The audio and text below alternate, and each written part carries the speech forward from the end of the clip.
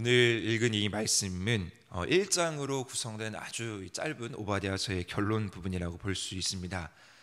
이 부분은 어제 나눴던 본문이었던 부분, 이스라엘을 배반했던 그 에돔에 대한 하나님의 심판이 이제 만국, 온 세상으로 확대되는 것을 확인할 수 있습니다. 그리고 동시에 마지막 부분에 이스라엘에 대한 회복, 이스라엘에 대한 구원을 선포하는 것을 보게 됩니다. 가장 먼저 이 15절 말씀에 보시면 여호와께서 만국을 벌하실 날이 가까이 왔다라고 이야기하면서 여호와의 날을 선포하고 있습니다. 선지서를 읽어보시면요, 이 여호와의 날이 아주 자주 등장하고 중요한 의미를 가지고 있습니다. 왜냐하면요, 이 여호와의 날은 하나님을 섬기지 않는 백성들, 하나님을 배반한 백성들, 하나님을 멀리한 백성들에게는 하나님께서 벌하시고 하나님께서 멸하시는 날이지만, 하나님께서 택하시고 하나님을 선택하고 하나님을 섬기는 하나님의 백성들에게는 하나님께서 직접 회복해 주신다라는 메시지를 담고 있는 날이 바로 여호와의 날입니다. 자, 그렇다면 왜 이제 유다에 대한 악행을 에돔 족속이 멈추고 돌이켜야 하는가?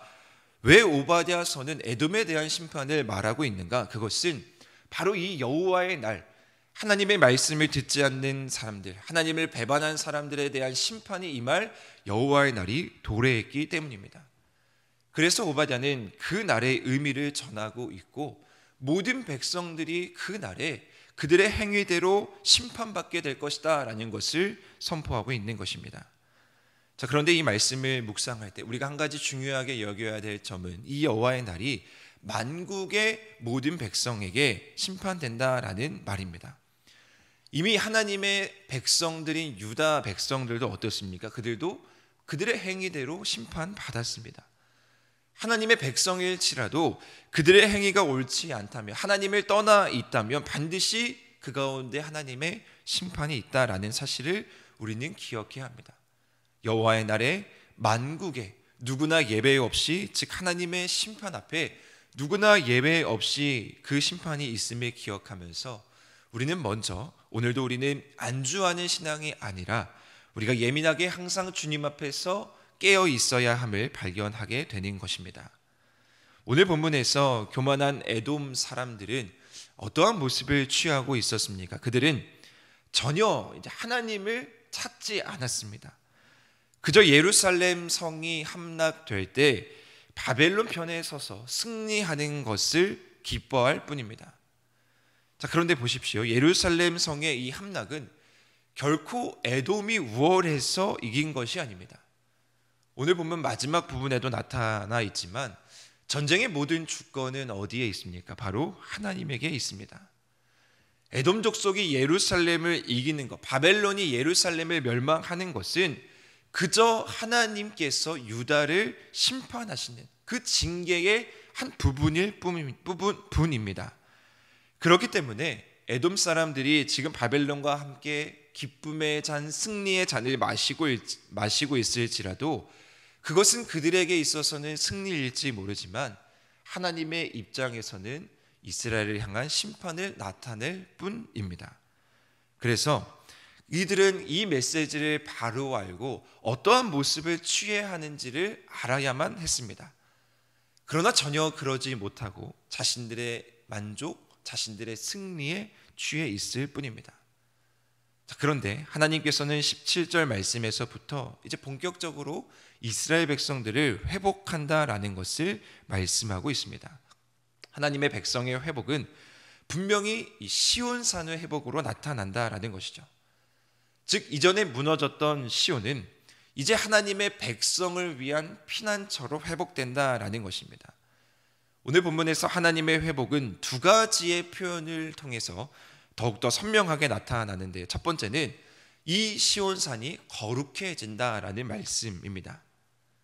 이 거룩해진다라는 것은 어떤 의미를 가지고 있습니까? 이 거룩은 하나님의 임재를 직접적으로 나타내는 표현입니다.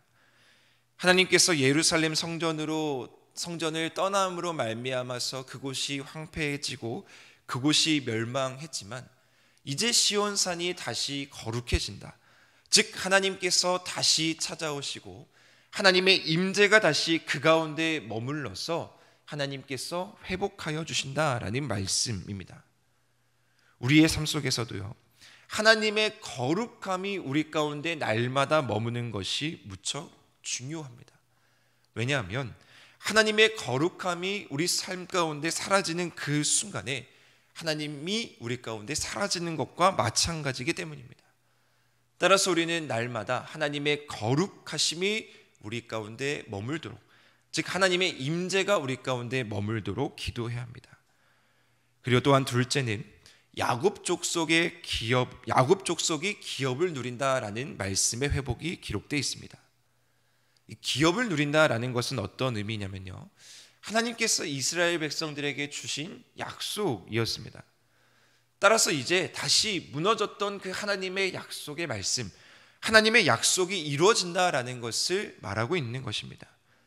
멸망으로 인해서, 하나님의 심판으로 인해서 하나님의 약속이 중단된 것처럼 보였지만 이제 시온산을 회복함으로 야곱의 기업을 누림으로 인해서 하나님의 축복의 말씀, 하나님의 언약의 말씀이 다시 본격적으로 이루어지게 된다라는 것을 말씀하고 있는 것입니다. 이제 상황이 역전되었습니다. 18절 말씀에 보면 야곱 족속은 불이 될 것이고 요셉 족속은 불꽃이 되고 에서 족속은 어떻습니까? 지푸라기가 될 것입니다. 야곱 족속과 요셉 족속에 불이 붙어서 에서 족속에 남는 자가 아무도 없다라는 것을 말하는 것이죠.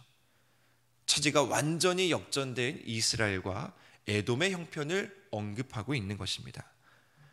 이스라엘은 하나님의 함께하심을 통해 하나님의 심판을 이루는 도구가 이제 될 것이고, 승리를 자축하고 기쁨의 잔을 마시고 즐기고 있었던 에돔은 이제 하나님의 심판을 받는 자들이 된다라는 것입니다.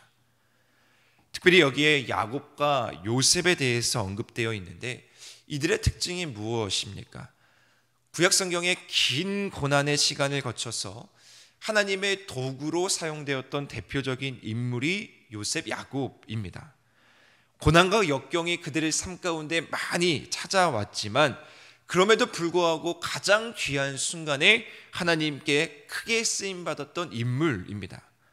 마찬가지로요, 여호와의 날이 임하면 하나님의 백성들이 어려움 가운데 있고 하나님의 백성들이 고난 가운데 있을지라도 결국에 하나님께서 그들을 사용하시고 그들을 회복시켜 주시고 그들과 함께 해주신다라는 약속의 말씀을 분명하게 하고 있습니다.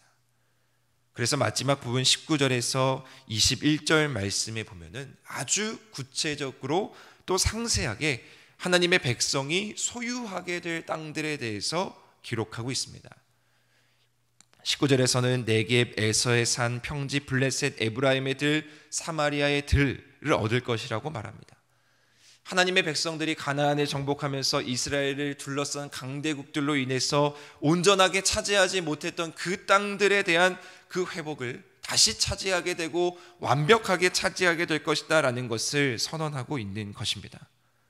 그리고 20절 말씀에서는요, 하나님의 인도로 이제 포로 생활을 마치고 회복되고 다시 돌아오게 된다라는 말씀의 약속을 하고 있습니다. 자, 특별히 우리는 마지막으로 우리는 하나님의 이 회복, 하나님의 회복을 주목하면서 오늘 말씀을 깊이 묵상하기를 원합니다. 하나님께서 시온을 회복하시고 하나님께서 포로된 백성을 회복하셨습니다. 바라기님, 오늘 이 새벽 우리에게 무너진 시온이 있다면, 우리에게 하나님의 멀어짐의 그 부분이, 그 간격이 있다면 이 새벽 우리가 주님 앞에 간절히 나아가 그 간격을 회복하시기를 바랍니다. 하나님의 거룩하심을 먼저 회복해야 하고요, 하나님의 약속이 우리 가운데 다시 한번 자리하고 있는지를 회복해야 하고, 우리가 하나님께 나아가는 데 있어서 방해하는 요소들이 있다면, 특별히 예배의 자리 가운데에서 우리가 회복할 것이 있다면 그것을 회복하며 주님 앞에 온전히 나아갈 수 있는 귀한 새벽 자리가 되기를 바랍니다. 왜냐하면요, 오늘 오바댜서가 어떻게 마무리되고 있습니까? 21절 마지막 부분에 나라가 여호와께 속하였다라고 기록되고 있습니다. 세상의 모든 통치권은 즉 세상의 모든 주권은 하나님께 있다라는 말씀을 분명히 하는 것이죠. 이것이 바로 오바댜서를 통해서 우리가 깨달을 수 있는 가장 중요한 부분 중에 하나입니다. 하나님의 백성으로 우리가 절대 하나님을 떠나지 말아야 되고, 하나님의 백성으로 절대 하나님을 소홀히 여기지 않아야 되는 이유가 여기에 있다라는 것이죠. 에돔 족속과 같은 세상이 우리가 나갈 때 눈앞에 펼쳐져 있어서 그들이 승리에 취했고 그들이 기쁨의 잔을 마시는 것처럼 보이지만, 우리가 흔들리지 않아야 하는 이유, 온전히 하나님을 바라보아야 하는 이유, 여기에 있습니다. 우리가 온전히 하나님께 붙들어 있을 때 나라가 여호와께 속하여 있기 때문에 순간순간 우리가 하나님의 승리를 바라볼 수 있고, 순간순간 우리 하나님의 역사하심을 바라볼 수 있는 것입니다. 이러한 놀라운 역사가 오늘 우리 하루 삶 가운데 넘쳐나는 귀한 하루 되시는 우리 하늘의 모든 성도님들 되시기를 주님의 이름으로 축원드립니다.